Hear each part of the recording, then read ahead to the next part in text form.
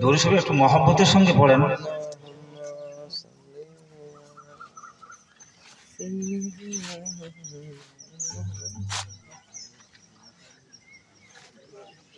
আল্লাহ রসুলের চাচি আম্মা জান দুনিয়া থেকে বিদায় হয়ে চলে গেল। আল্লাহ রসুল হযরত আম্মা জান মা আয়েশা সিদ্দিকা রাদিয়াল্লাহু তাআলা আনহার ঘরে তাশরীফ রেখেছেন, একটু আরাম করছে। প্রচন্ড দিনের দাওয়াতের চাপ, গুনাহগার উম্মাতানির পেশার মাথায় চাপ, একটু আরাম করছে। কিসের বিছানায় আরাম করছে?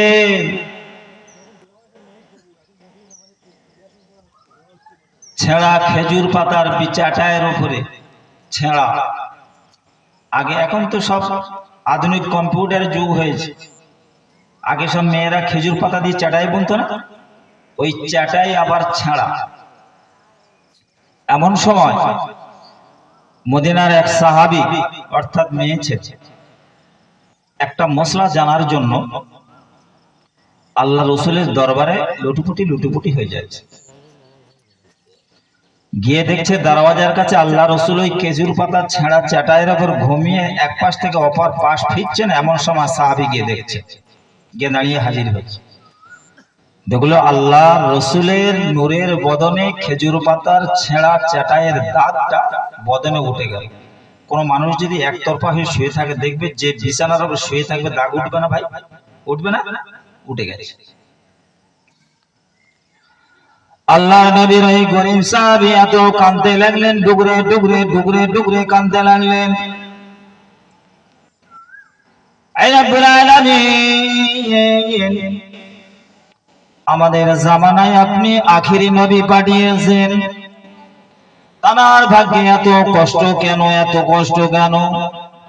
আয় রব্বুল আলামিন, যে নবী না নিজে খেয়ে আমাদেরকে খাওয়া দেন, যে নবী নিজে না পোশাক পরে আমাদেরকে পরায়, যে নবী নিজে অন্ন দানা পানি না খেয়ে আমাদেরকে খাওয়ায়, সেই নবীর কেন এত কষ্ট? আজকের আমি গরিব নগণ্য সাহাবী তার কাছে একটা মশলা জানার জন্য বাড়ির মধ্যে এসে গেটের কাছে আল্লাহর নবী এক পাশ থেকে অপর পাশ যখন তরফ পাশ মোড়া দিলেন, আমি গরিব মদিনার নগণ্য সাহাবী দেখতে পেলাম আপনার আল্লাহ রসুলের ওই নূরের বদনে ছেঁড়া চাটাইয়ের দাগখানা উঠে গেছে।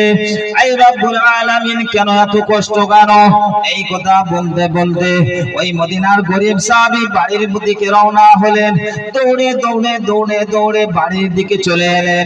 বাড়ির মধ্যে এসে গাছের কাছে গেলেন, একটা কাটারে নিয়ে গিয়ে ওই খেজুর গাছের মাঝখানের পাতা, নরম পাতা কেটে নিজে হাতে করে একটা নতুন চাটাই বললেন, মোটা করে বললেন, যাতে করে আল্লাহর নবী যখন আরাম করবেন ওই চাটার উপরে যেন আল্লাহ রাসূল আরামের সঙ্গে ঘুমাতে পারেন। চাটাইটা বনে পরিষ্কার করে নিয়ে হযরত আম্মা জান মা আয়েশা সিদ্দিকা রাদিয়াল্লাহু তাআলা আনহার ঘরের দিকে রওনা হলেন। ঘরের দিকে গিয়ে দেখে আল্লাহ রাসূল তখন দিনের দাওয়াত নিয়ে বার হয়ে চলে গিয়েছেন।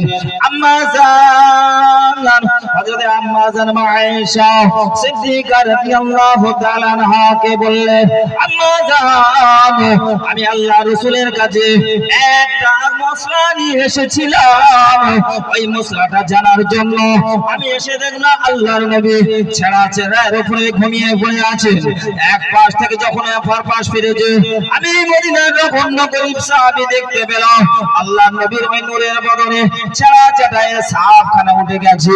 আমি আর সহ্য করতে পারি না আম্মা জান, তাই আমি নিজের হাতে করে পাতা কেটে নিয়ে একখানা নতুন করে চাটাই বুনে নিয়ে এসেছি। আম্মা জান, এইটা যখন আল্লাহ রাসূল যখন একটু আরাম করবেন, আপনি এই বিছানাটাকে পেতে দেবেন, যাতে করে যেন আল্লাহ রাসূল আরামের সঙ্গে ঘুমায়।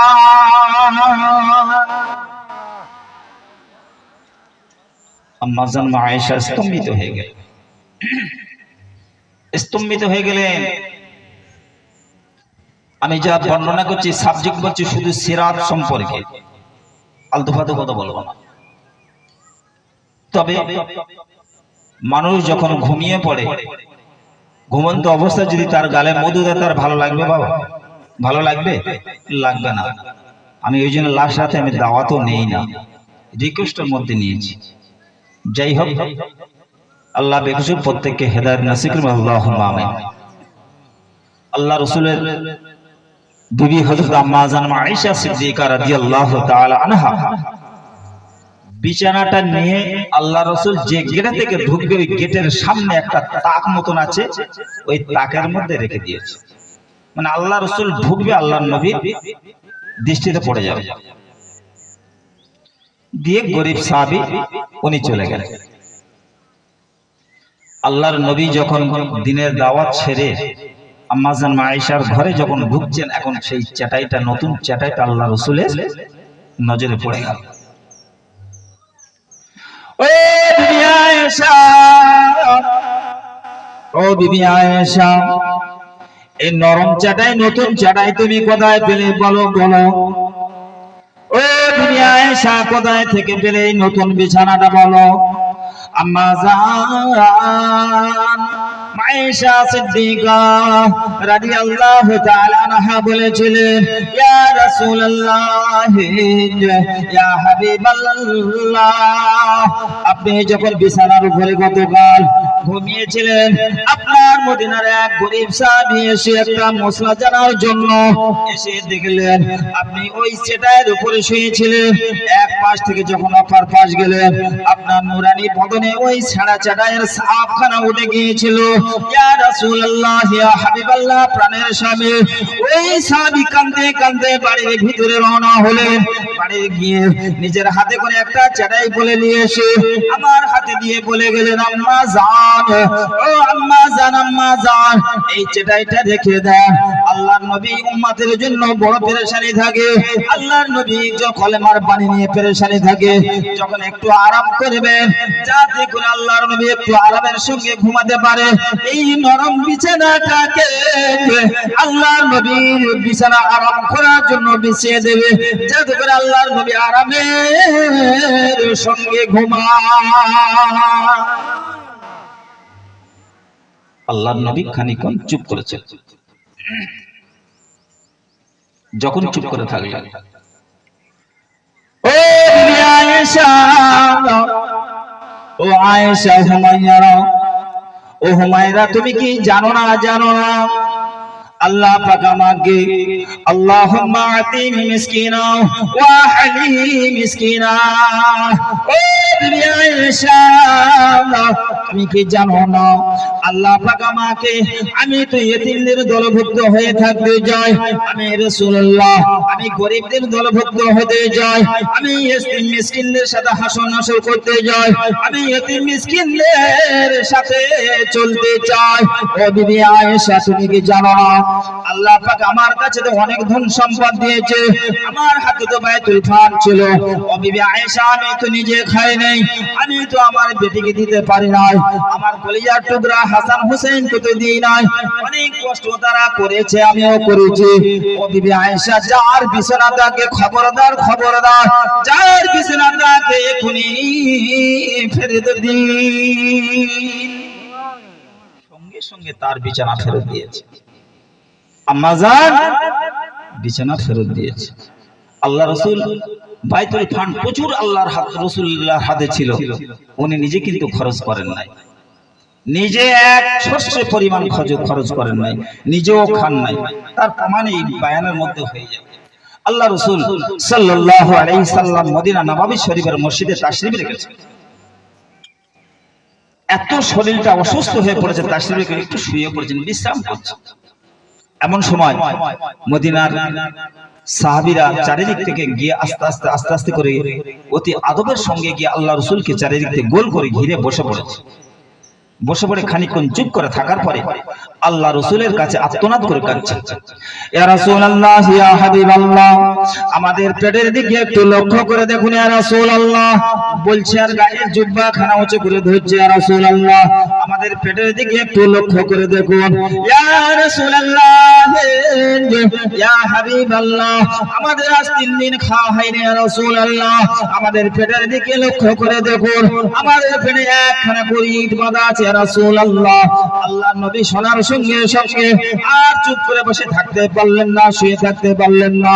আল্লাহর নবী অতি কষ্টের সঙ্গে ওই মদিনা নববী শরীফের মসজিদে উঠে বসে পড়লেন, আর গায়ের জুব্বাখানা আস্তে আস্তে উঁচু করতে লাগলেন। বললেন, ও মদিনার সাহাবীরা, ও মদিনার সাহাবারা, বাবারা বাবারা, তোমরা শুনে রেখে দাও, শুনে রেখে দাও। তোমাদের 3 দিন খাওয়া হয়নি বাবা, পেটে একখানা করে বাঁধা আছে বাবা। আমি নবী মুহাম্মদ আমার পেটের দিকে লক্ষ্য করে দেখুন, আমি নবী মুহাম্মদ আমার পেটের মধ্যে 3 খানা ইট বাঁধা আছে। একটু জোরে বলা যাবে নাকি সুবহানাল্লাহ? আর একটু চিল্লে বলা যাবে কিনা সুবহানাল্লাহ? সাহাবীদের পেটে একখানা, আল্লাহর নবীর পেটে 3 খানা। তা সাহাবারা যদি প্রমাণ দেয় আমাদের 3 দিন খাওয়া হয়নি, আল্লাহ রাসূলের তাহলে কদিন হবে ভাই? 3 তিরিকে 9 দিন হবে। কিতাবে এসেছে 9 দিন তো দূরের কথা, মাসের পর মাস উনুনে হাঁড়ি চড়তো না। আল্লাহ রাসূলের সাহাবারা আর কোনো কথা না বলে সমস্ত আপনাদের আদব কায়দার সাথে সাথে তারা সব মাথা হ্যাট করে নেমে চলে গেলেন। আল্লাহ রাসূল সাল্লাল্লাহু আলাইহি সাল্লাম আল্লাহর নবীর কাছে যখন এই গুনাহগার উম্মাতানের জন্য কাউকে কিছু না বলে একদম মদিনায় থেকে একদম নিশ্চুপে ভাবে উনি রওনা দিয়ে বিদায় হয়ে চলে গেলেন। মদিনার অলি গলিতে খোঁজাখুঁজি পড়ে গেছে, তালাশ করছে আল্লাহর নবী কোথায় গেল, আল্লাহর নবী কোথায় গেল, আর তালাশ পাচ্ছে না। হযরত ওমর, হযরত আবু বকর, হযরত ওমর তো গম্ভীর মেজাজ, প্রচন্ড রাগী, লেঙ্গা তরবারি নিয়ে একদম জামার কলার ধরে কাতরে দিয়ে টেনে টেনে বের করছে, বলে আমার নবীকে কোথায় লুকিয়ে রেখেছিস ভাই? যদি না আমার নবীকে বার করে দিস, হযরত ওমরের লেঙ্গা তরবারির আঘাত থেকে কেউ বাঁচতে পারবে না, প্রত্যেকের গর্দান আলোক করে ফেলবে। কাফেররা থরথর করে কাঁপছে, কি সর্বনাশ, আমরা তো লুকিয়ে রাখিনি, নবী বলে চোখে দেখিনি, আর হযরত ওমর যে রাগা রেগে গেছে এর তরবারির আঘাত থেকে আমরা বাঁচতেও পারবো না, কি করা যাবে? হযরত আবু বকর দেখছে যে ওমর যে রাগা রেগে গেছে, এখনই তাণ্ডব চালাবে।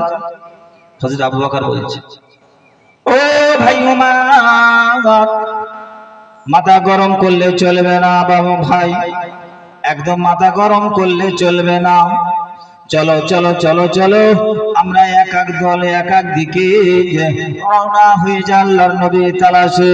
ওই মদিনা থেকে 3.25 মাইল দূরে, ভালো করে শুনবেন, মদিনা থেকে 3.25 মাইল দূরে জাবালে সলা পাহাড় সেখানে আছে, এখনো থাকবে, কিয়ামত পর্যন্ত থাকবে। ওই জাবালে সলাতের পাহাড়দের কাছে গায়ে গায়ে 4খানা মসজিদ এখনো নির্মাণ করা আছে।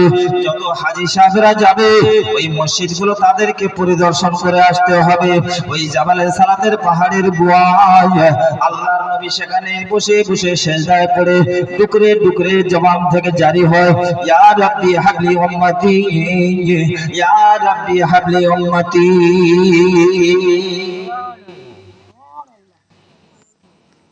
আবু বকররা যাচ্ছে তালাশ করে, রাস্তাতে গিয়ে দেখে ওই জাবালে সালাতের পাহাড়ের কাছে এমন সময় একটা রাখাল দড়ি নিয়ে দাঁড়িয়ে আছে, উট, ভেড়া এবং বকরি। এই রাখালকে জিজ্ঞাসা করতে হযরত আবু বকর, ও ভাই রাখাল, আমাদের দ্বীনের নবী এই রাস্তাতে যেতে দেখেছো? ওই রাখাল বলেছিলেন, কে বাবা তোমরা? আমি তো তোমাদেরকে চিনতে পারি না, তোমাদেরকে তো আমি চিনি না, রাসূল বলে কে তাও আমরা জানি না। তবে আজ 3 দিন হয়ে গেল ওই জাবালে সালাতের পাহাড়ের গুহার ভিতরে একজন ব্যক্তি সিজদায় পড়ে গিয়ে ইয়া রাব্বি হাবলি উম্মতি, ইয়া রাব্বি হাবলি উম্মতি বলে কাঁদে। কে ভাই তোমরা তো জানি না, তবে ওই ব্যক্তির কান্নার আওয়াজে আমার উট বকরি ভেড়া গুলো আজ 3 দিন পর্যন্ত আর ঘাসে মুখ লাগায় না, উপরের দিকে তাকিয়ে তাকিয়ে অঝর নয়নে কাঁদে। দুধের বাচ্চারা তারা দুধ খায় না, ভেড়ার বাচ্চারা তারা দুধে মুখ দেয় না, উটের বাচ্চারা তারা মাঠে মুখ দেয় না। কে বাবা তোমরা? তোমাদেরকে তো আমি চিনি না, আমি আপনাদেরকে পায়ে ধরে বলি, হাত জোড় করে বলি, ওই ব্যক্তিটাকে আপনি এখানে নিয়ে দেখে এখান থেকে নিয়ে চলে যান। হযরত আবু বকর বলে, ও ভাই উমর,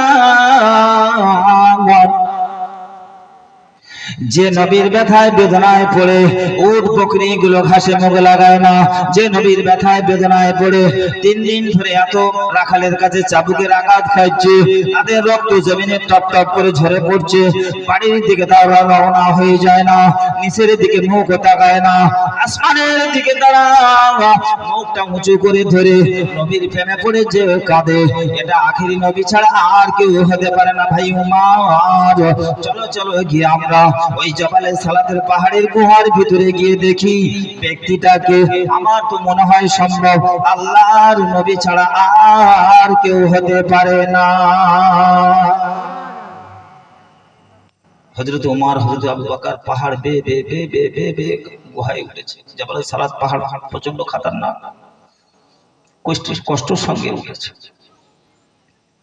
হযরত আবু বকর ওই পাহাড়ের গুহার ভিতরে উঠে গিয়ে আল্লাহর নবীকে সালাম দিলেন, আসসালামু আলাইকা ইয়া রাসূলুল্লাহ ইয়া হাবিবাল্লাহ। মাথা উঠান ইয়া রাসূলুল্লাহ ইয়া হাবিবাল্লাহ, আপনি জমিন থেকে মাথা উঠান, আর কাঁদতে লাগবে না, কাঁদতে লাগবে না। আমি হযরত আবু বকর এসেছি ইয়া রাসূলুল্লাহ ইয়া হাবিবাল্লাহ, জমিন থেকে মাথা উঠান, মাথা উঠান। আমি আবু বকরের সমস্ত যত নেকি করেছি, যত আমাল করেছি, সমস্ত আপনার গুনাহগার উম্মতের জন্য আমি আবু বকর দান করে দিলাম। একবার জোরে হবে না সুবহানাল্লাহ? আর একটু চিল্লা হবে না সুবহানাল্লাহ? কেমন নবী ছিলেন? আল্লাহ রাসূল কিন্তু জমিন থেকে মাথা তুললেন না। আবু বকর ফেল হয়ে গেল পরীক্ষা। হযরত ওমর কে গুহার মুখে দাঁড়িয়ে দাঁড়িয়ে বলছেন, আসসালামু আলাইকা ইয়া রাসূলুল্লাহ ইয়া হাবিবাল্লাহ। আমি হযরত ওমর 24 বছর বয়সে ল্যাংড়া তরবারি নিয়ে ইয়া রাসূলুল্লাহ ইয়া হাবিবাল্লাহ আপনার গর্দান কাটার জন্য যে রওনা হয়েছিলাম, আমি আপনার নুরানি বদনখানা দেখে 24 বছর বয়সে আমি হযরত ওমর আমার দেহটা ফিদা হয়ে গিয়ে আমি আপনার হাতে হাত দিয়ে কালেমা বায়াত হয়ে গিয়েছিলাম ইয়া রাসূলুল্লাহ ইয়া হাবিবাল্লাহ।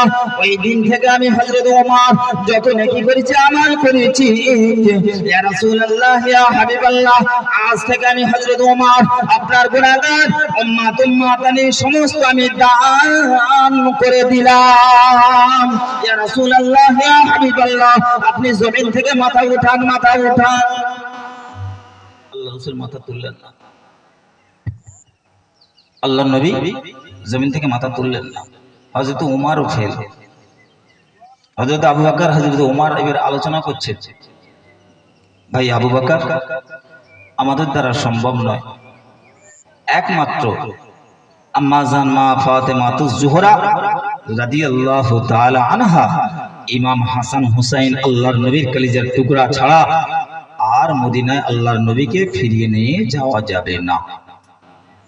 অতি কষ্টের সঙ্গে পাহাড় বেয়ে বেয়ে বেয়ে বেয়ে বেয়ে বেয়ে হযরত আলীর কাছে এসে হাজির হলেন। সঙ্গে সঙ্গে যখন হযরত আলীর দরবারে এসে হাজির হলেন, আলীর গেটের কাছে দাঁড়াবার সাথে সাথে হযরত শেরে খোদা হযরত আলী কাররামাল্লাহু ওয়াজহু চিৎকার করে কেঁদে উঠলেন, ও ভাই আবু বকর, ও ভাই হযরত ওমর, আল্লাহর নবীর সংবাদ কোথায় পেয়েছে কিনা বলো বলো।